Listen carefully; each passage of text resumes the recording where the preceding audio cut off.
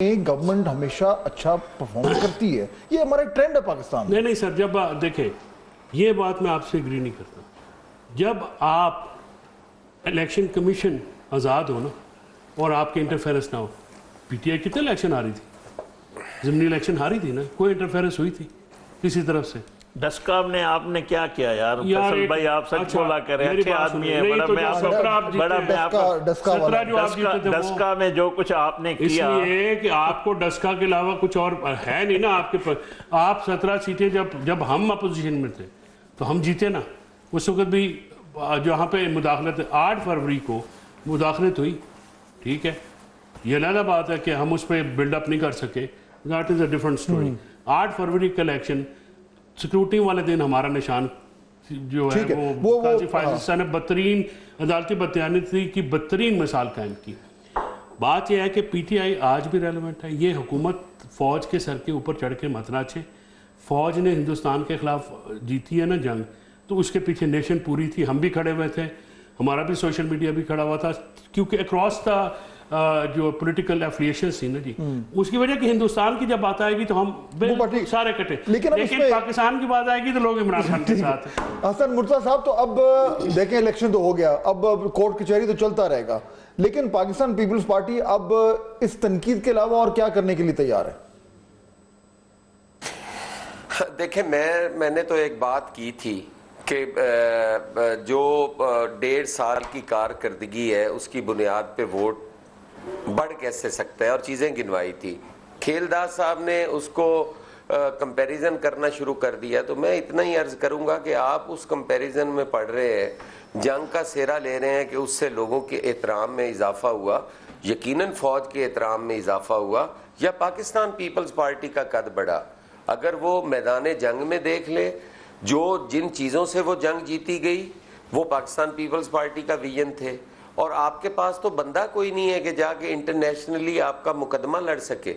آپ نے پھر چیئرمین بلاول بھٹو کو لیا اور ان سے گزارش کی کہ جی آپ جا کے لڑیں، ہمارے خواجہ صاحب نہیں یہ لڑ پائیں گے مقدمہ پاکستان کا. پورے انٹرنیشنل میڈیا کو آپ دیکھ لیں کہ جنگ کے دوران چیئرمین بلاول بھٹو زرداری تھے جو پاکستان کا مقدمہ لے کے بیٹھے ہوتے تھے. آج بھی انٹرنیشنلی پیپلز پارٹی کو سنا جا رہا ہے.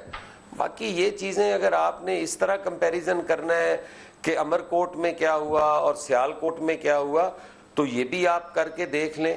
آپ امر کوٹ کے اندر دیتے ہیں vote P M L N کو، آپ وہاں مولویوں کے ساتھ بھی بیٹھتے ہیں، لیکن پاکستان پیپلز پارٹی کے ساتھ آپ نہیں بیٹھتے. آپ سیال کوٹ کے اندر اگر الیکشن ہوتا ہے، آپ کا مقابلہ پی ٹی آئی سے ہے، آپ پی ٹی آئی کو نہیں کہتے، پیپلز پارٹی کو کہہ رہے ہیں، جس جماعت نے پنجاب کے اندر آج بھی 15 سیٹیں تو ہیں ہمارے پاس. آپ کے پاس تو سندھ میں میرے خیال ہے بات کرنے والا بندہ کوئی نہیں ہے.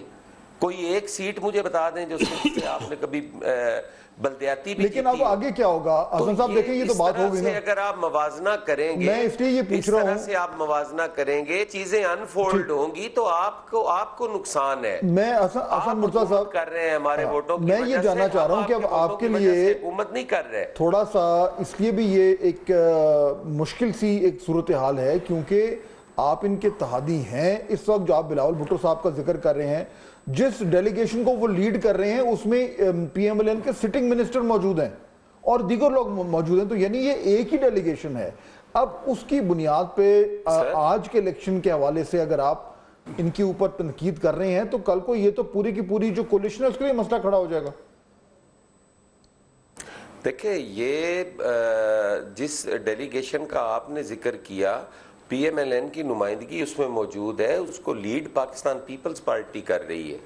اگر اہلیت کی بنیاد پہ ہوتا تو وہ پیپلز پارٹی نہیں کرنا تھا، اگر حکومت کی بنیاد یا میجورٹی کی بنیاد پہ ہوتا تو پھر پی ایم ایل این کر لیتی. یہاں اہلیت کی بات ہو رہی ہے.